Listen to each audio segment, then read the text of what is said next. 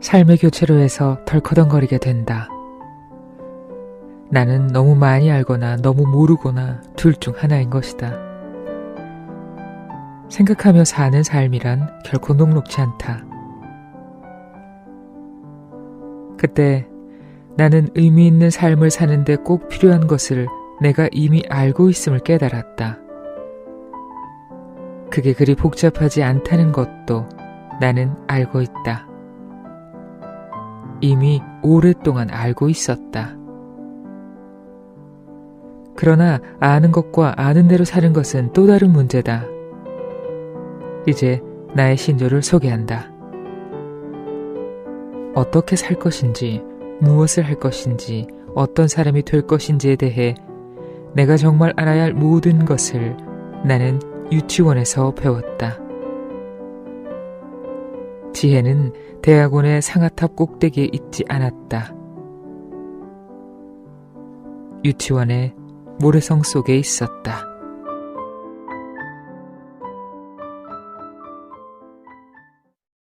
구독, 좋아요, 알림으로 응원해주세요. 어서오세요. 여기는 솔박문고, 저는 솔박입니다. 잘했었어요. 여러분은 유치원 다니셨습니까? 저는 다녔습니다. 오늘 책 제목에 이 유치원이라는 단어가 들어갑니다. 유치원 자기만 못 갔다고 늘 투덜대던 제 동생이 떠오르네요. 내가 정말 알아야 할 모든 것은 유치원에서 배웠다. 로버트 풀검의 책입니다. 최정희님이 옮기셨고요. RH 코리아에서 출판되었습니다. 이 책은 1988년에 처음 출간되었습니다. 출간 30주년 기념판이라고 써있네요. 출간했을 당시에 34주간 베스트셀러 1위 자리를 놓치지 않았다고 그래요. 로버트 풀검은 셀즈맨, 카우보이, 아마추어, 로데오 선수, 화가, 조각가, 음악가, 카운슬러, 바텐더, 목사, 와, 이렇게 다양한 경험으로 삶을 채워왔네요. 그러니까 작가는 이 책이 사물을 보는 방식인 우리의 태도에 관한 책이라고 썼습니다. 어떤 일 앞에서 우리가 태도에 따라 그 일의 결과가 달라진다는 것은 대부분이 알고 있지요. 말해 뭐하겠습니까? 그런데 그 태도가 우리 마음대로 안 되고 또 어떤 태도로 바라봐야 할지 복잡하고 헷갈리는 경우가 허다합니다. 일상에서 찾아보는 삶의 진실. 우리가 처음 배웠던 그 지점으로 돌아가 봐야 될 것 같아요. 자꾸 까먹어요. 그렇죠? 작가는 어떤 글로 그의 생각을 표현했는지 부분 발췌해서 읽어드리겠습니다. 우리들의 이야기와 책이 있는 곳, 여기는 솔박문고입니다. 무릉덩이가 주는 기회. 5월 어느 날 뉴욕의 센트럴파크에 나가 있었다. 오후 들어 소나기가 내리더니 봄햇살이 다시 고개를 내밀며 바쁜 사람들을 공원으로 유혹했다. 80번가와 5번가가 만나는 곳에는 공원으로 가는 오솔길이 있는데 비 때문에 오솔길에 무릉덩이가 여러 개 생겼다. 비옷을 입고 장화를 신은 꼬마가 웅덩이로 들어가 첨벙거리며 즐겁게 소리쳤다. 그러자 아이와 마찬가지로 비옷을 입고 장화를 신은 엄마가 소리쳤다. 안 돼, 안 돼. 엄마는 아이의 손을 잡고 마른 땅으로 끌어내며 엄하게 말했다. 웅덩이에 들어가면 안 돼, 제이콥. 웅덩이에 들어가면 안 된다고 분명히 얘기했어. 아이는 엄마에게 손목을 잡힌 채 웅덩이 쪽으로 가려고 발버둥 쳤다. 아이가 떼를 쓰자 엄마는 마른 땅 쪽으로 더 잡아 끌었다. 아이는 결국 울음을 터뜨렸다. 엄마가 안으려고 했지만 팔다리를 축 늘어뜨리고 계속 소리를 질렀다.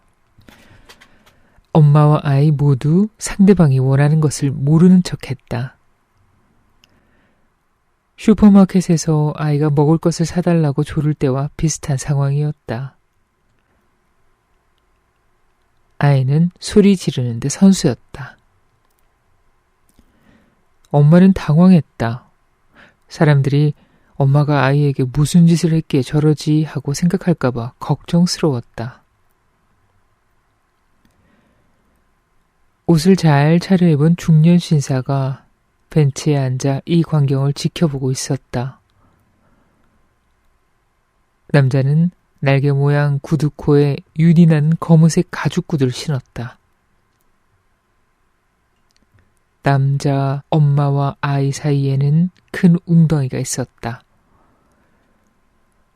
남자는 일어서서 웅덩이로 들어갔다. 구두를 신은 채로. 그러고는 싱긋 웃으며 소리쳤다. 여기 봐라. 엄마와 아이가 남자를 쳐다보았다. 아이는 울음을 그쳤다. 이 광경은 사실이라고 하기에는 너무 아름답다. 그러니 내가 어떻게 빠질 수가 있겠는가. 나는 벤치에서 일어나 웅덩이로 들어가 웃고 있는 남자 옆에 나란히 섰다. 꽤 괜찮은 가죽 샌들과 양말을 신은 채였다. 나는 남자와 엄마와 아이를 보며 싱긋 웃었다. 그러자 멋지게 차려입은 젊은 여자가 신발을 벗고 우리 곁에 섰다. 따라오던 개도 웅덩이로 들어왔다. 아이가 웃으며 엄마 손을 놓고 웅덩이로 향했다. 사람들의 눈길이 엄마에게 모였다. 무대 중심에 서게 된 엄마는 난처함과 기쁨이 뒤섞인 표정이었다. 엄마는 부모로서의 딜레마에 빠졌다. 아이는 주의하는 법을 배워야 한다. 하지만 장화를 신었으니 웅덩이에 들어간다고 무슨 해가 되랴. 엄마는 아이가 병이 나지 않기를 바란다. 하지만 감기는 웅덩이에 들어간다고 걸리는 것이 아니라 손에 묻은 세균 때문에 걸린다는 것쯤은 누구나 안다. 이미 안 돼 하고 말한 상황에서 물러서기는 참으로 어렵다. 하지만 마음을 바꾸는 일은 잘못이 아니다. 엄마는 아이가 웅덩이에 뛰어든 낯선 사람들을 따라하기를 바라지 않는다. 하지만 그들이 한 일이라고는 웅덩이에 들어가서 웃은 일뿐이다. 이런 사소한 일에 문제가 있어봐야 얼마나 있겠는가. 좋은 엄마가 되려면 어떻게 해야 할까? 부모는 항상 조금 위선적이다. 엄마가 아이였다면 벌써 웅덩이에 들어갔을 것이다. 엄마도 어렸을 때는 웅덩이에서 첨벙거리며 놀았고 그래도 별 탈 없었다. 엄마의 엄마 역시 웅덩이에 들어가면 안 돼 하고 소리쳤다. 부모가 되면 다 그렇게 되는 것인가? 이런 온갖 생각이 엄마의 마음속에서 10억 분의 1초 사이에 왔다 갔다 했다. 웅덩이에 있는 사람들과 지켜보던 사람들은 아이 엄마가 어떻게든 뭔가 하기를 기다렸다. 그러니 엄마는 마냥 서 있을 수만은 없었다. 엄마는 미소를 지으며 웅덩이로 들어갔다. 사람들이 박수를 쳤다. 웅덩이에 있던 사람들이 엄마에게 악수를 청했다. 악수가 오가는 동안 아이는 기뻐하면서도 혼란스러워했다. 어른들은 이상하다. 아이는 어른이 될 때까지 어른이 얼마나 이상한 존재인지 이해하지 못할 것이다.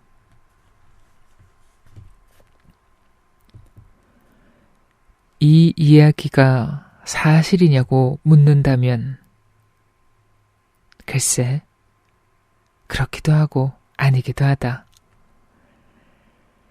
그날 그 공원, 그 웅덩이는 사실이다. 사람들도 실제로 있었다.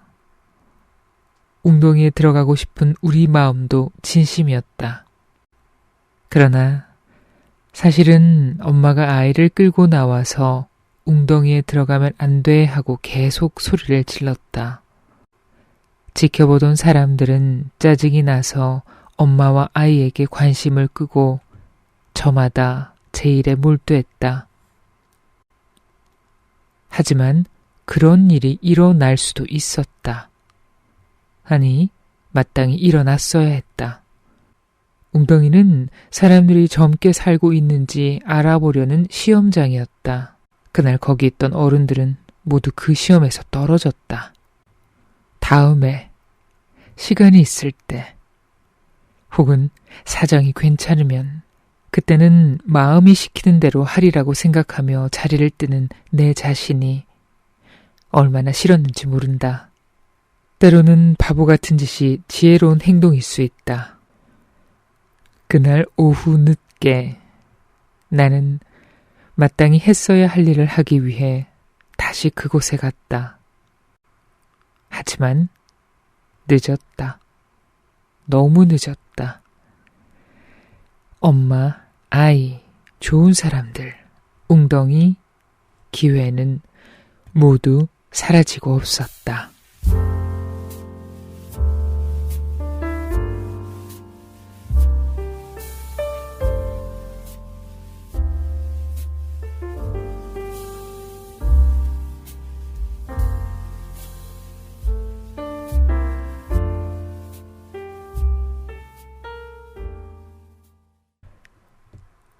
숨바꼭질.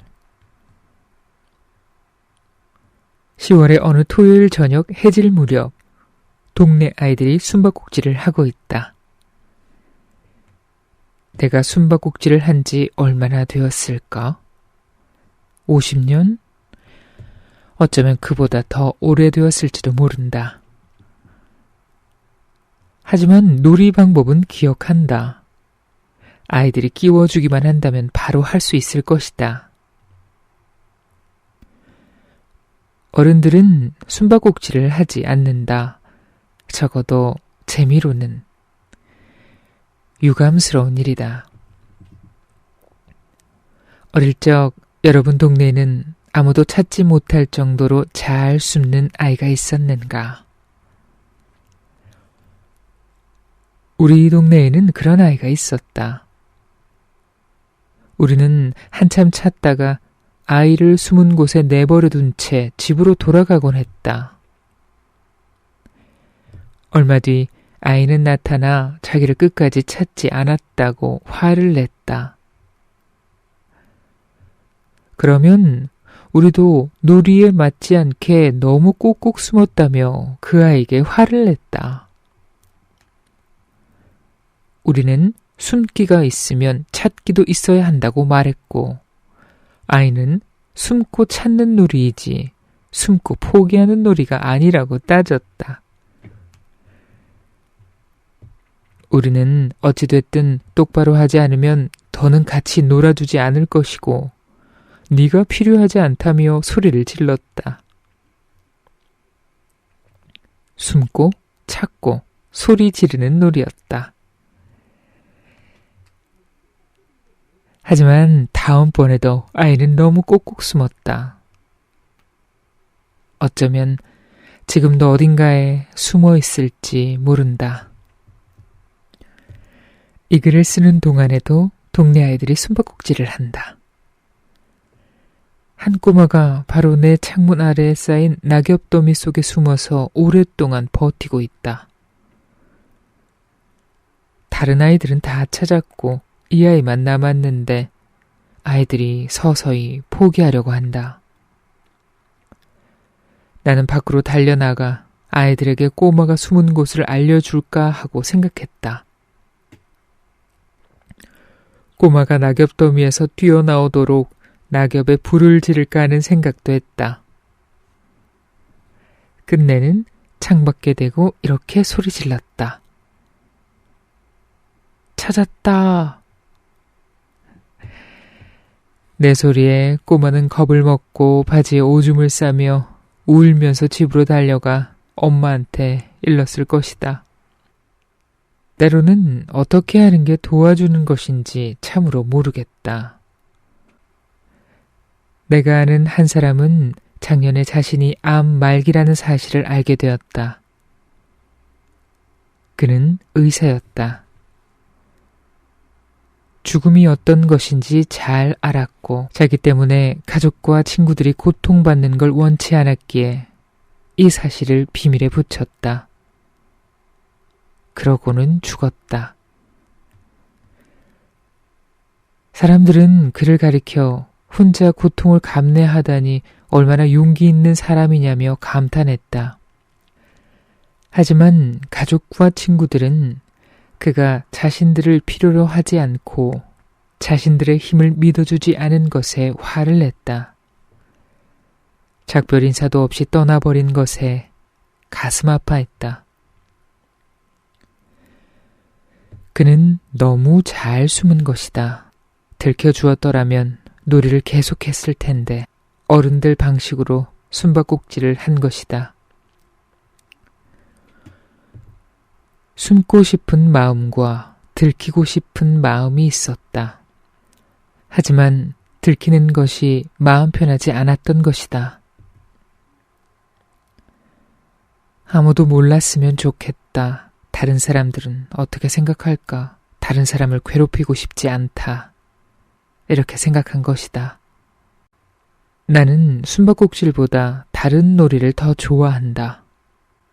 그 놀이에서는 한 사람이 숨고 나머지 사람들이 모두 찾아 나선다. 숨은 사람을 찾아낸 사람은 그 옆에 같이 숨는다. 그러다 보면 작은 공간에 빼곡히 함께 숨게 된다. 얼마 안 가서 누군가 킥킥거리고 또 다른 누군가 웃음을 터뜨리고 그러다 모두 들켜버린다. 중세의 신학자들은 신을 숨바꼭질과 비슷하게 숨은 신이라고 표현했다. 하지만 나는 신이 이 놀이를 하고 있다고 생각한다. 이 놀이에서는 함께 모인 사람들의 웃음소리 때문에 들킨다. 신도 이것과 똑같은 방식으로 발견되리라고 생각한다. 못 찾겠다, 꾀꼬리. 아이들이 길거리에서 이렇게 소리치고 있다.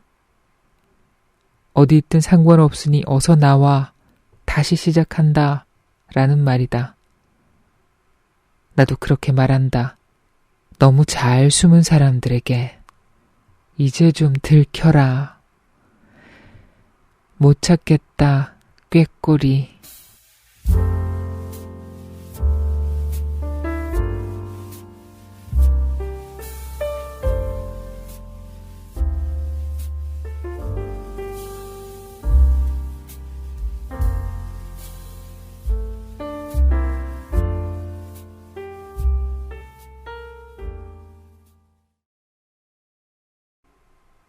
도움을 받을 자격.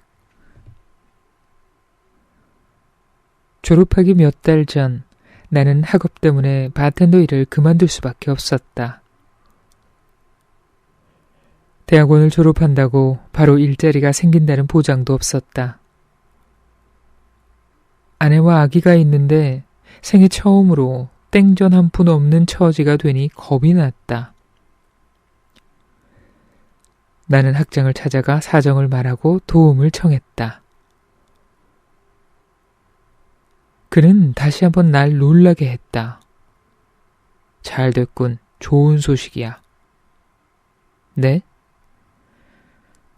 자네는 고집스럽고 자신만만한 젊은이야. 지나치게 독립적이지. 그게 나쁘다는 얘기는 아닐세.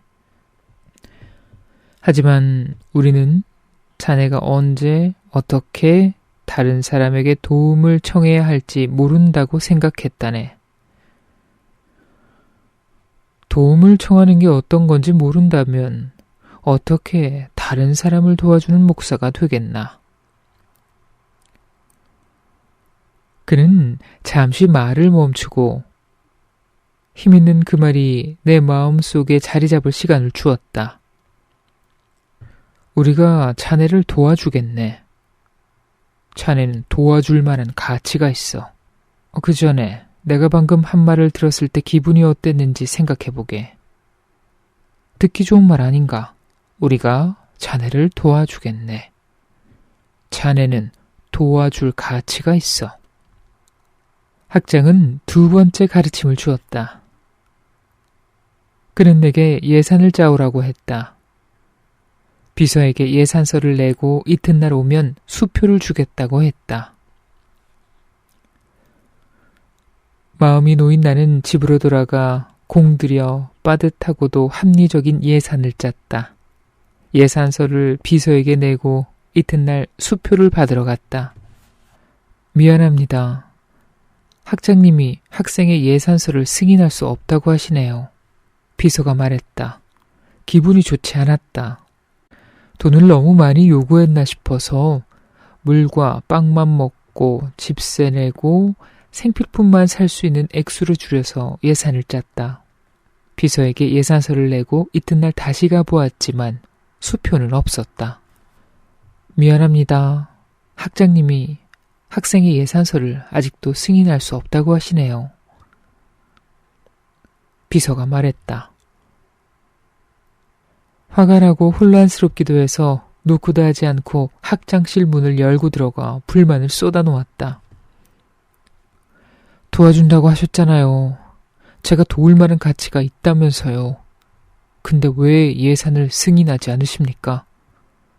그보다 적은 돈으로는 살 수가 없다는 걸 아시잖아요.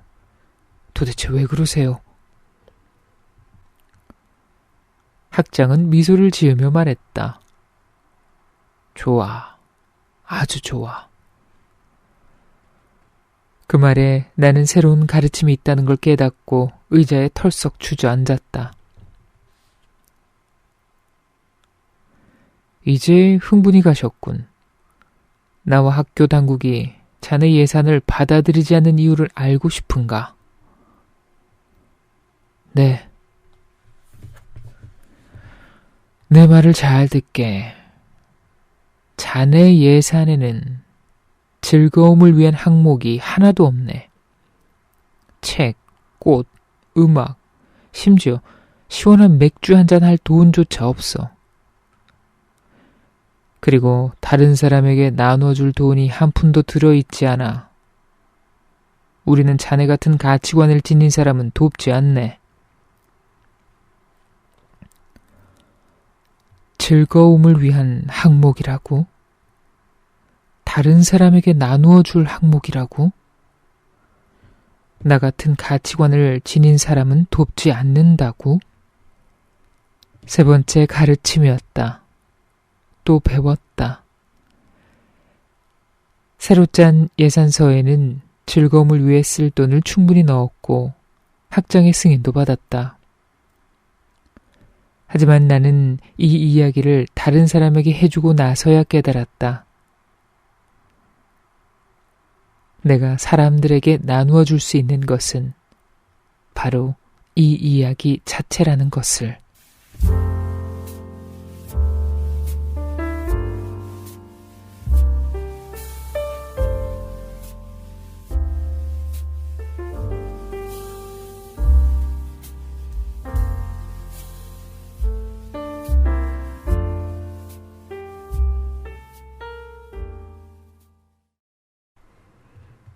소리 지르기.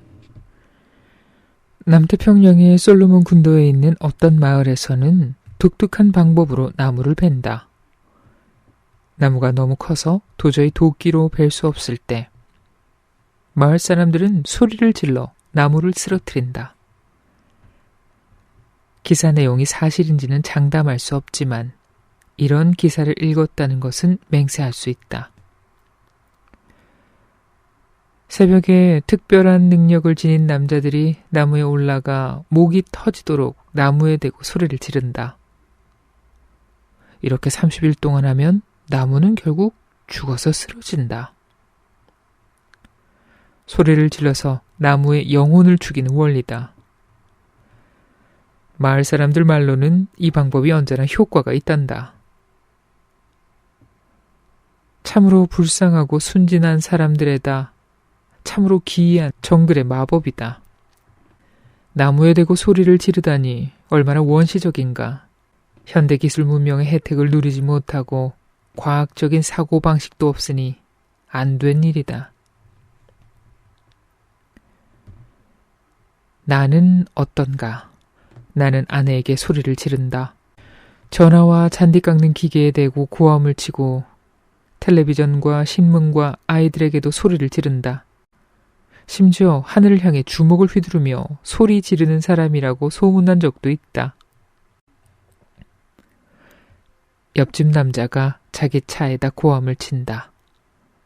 올여름에는 오후 내내 사다리에 대고 소리를 지르는 것을 들었다. 도시에 사는 교육받은 현대인들은 꽉 막힌 도로와 스포츠 심판과 청구서와 은행과 기계를 향해 소리 지른다. 기계와 가족이 고함을 가장 많이 듣는다. 그러나 나무에 대고 소리를 지르는 사람은 없다. 소리를 지른다고 무슨 소용이 있으랴. 소리를 질러도 기계와 사물은 아무 반응이 없다. 발로 걷어차는 것도 언제나 효과가 있지는 않다.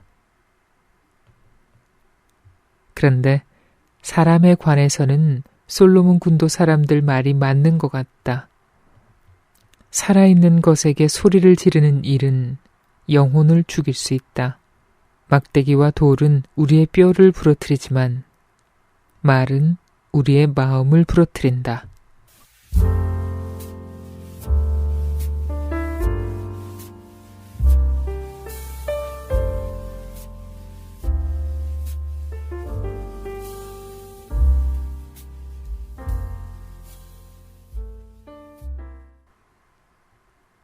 사랑의 모습.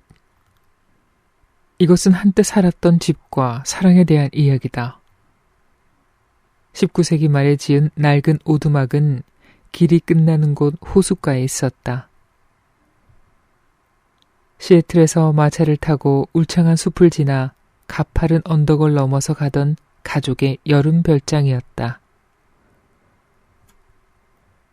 주변은 사람이 살지 않아 자연 그대로였다. 이것은 지금도 마찬가지다. 벽돌 위에 지은 집 주위에는 검은 딸기 덤불과 나팔꽃 덩굴이 무성했다.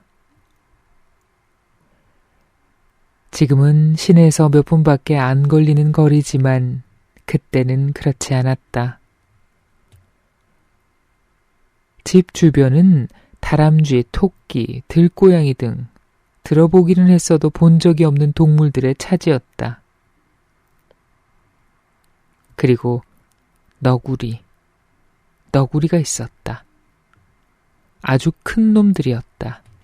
놈들은 봄마다 하필 우리 집 담장 아래에서 짝짓기를 했다. 그 이유는 신과 너구리 호르몬만이 알 것이다. 또한 하필 새벽 3시에 짝짓기를 했다.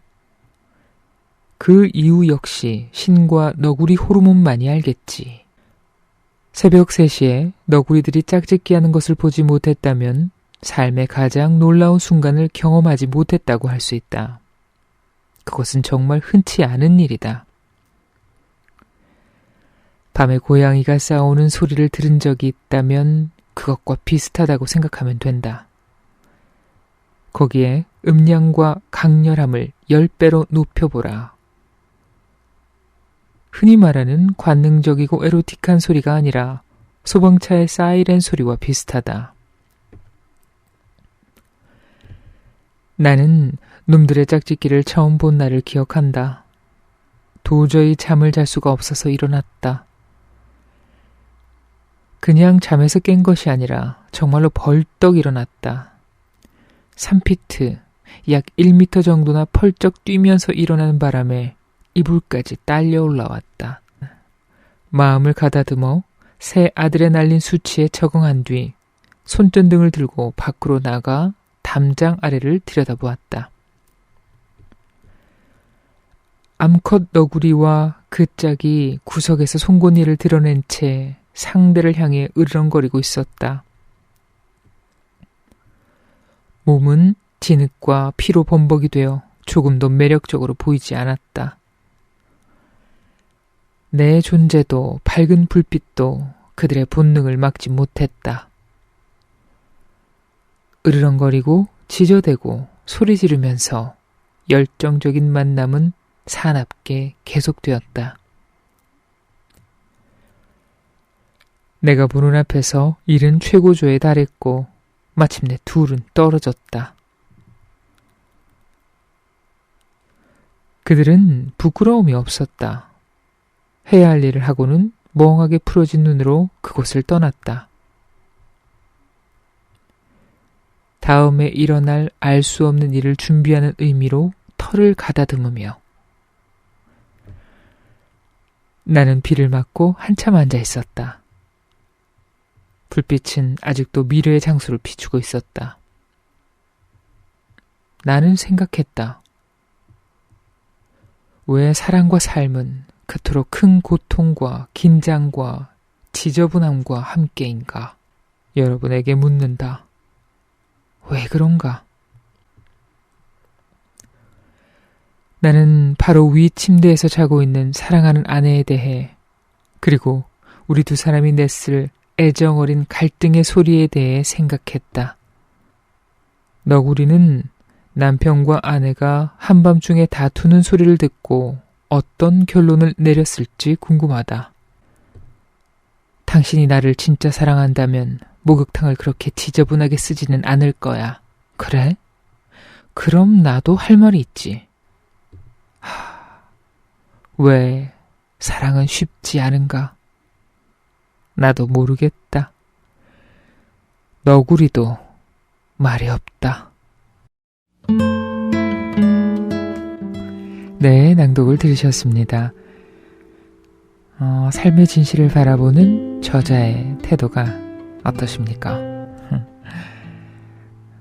저는 아이들이 가지고 있는 상상력과 어른들의 유머러스함을 잘 버무려서 세상을 보시는구나 싶었어요. 책을 다 읽고 났더니 한 장면이 떠오르던데요. 그 부산에 가면 감천문화마을이라고 있습니다. 저는 사실 가보지는 않았어요. 사진으로 보니까 동화 속 마을처럼 가보고 싶더라고요. 그런데 자세히 들여다보면 그 마을을 걷다 보면 이 벽화라든가 아기자기한 소품들이 아이들 장난감 같고 그림 같아서 어떤 분들은 유치하다 그렇게 느끼실 수도 있어요. 그런데 그런 벽화의 단순함은 가치가 없고 피카소의 그림의 단순함은 가치가 있겠습니까? 그렇지 않죠. 저자의 글 또한 그런 것 같습니다. 처음 도입부에는 알록달록 동화 세상에 온 것 같아서 제법 속도가 났었거든요. 거의 다 읽고 났을 때는 철학서처럼 묵직한 한 방은 없네? 이런 생각이 스치더라고요. 근데 그 다음날 눈 뜨면서 드는 생각이 세상을 보는 태도도 사람마다 다 다른데 어떤 건 무겁고 어떤 건 가볍다 이렇게 말할 수는 없잖아요. 맞아요. 분명히 취향이 딱 맞아서 누군가에게는 생각의 씨앗을 많이 남길 수도 있겠다로 마무리했습니다. 그 단순함의 기준만 가지고 있다면 문제될 거 없죠. 세상을 보는 태도 생각하며 읽다가 남의 글을 보는 태도를 발견하게 됐습니다. 내가 정말 알아야 할 모든 것은 유치원에서 배웠다. 로버트 풀검. 오늘은 여기까지입니다. 또 다른 책 들고 만날게요. 또 만나요, 친구들. 안녕.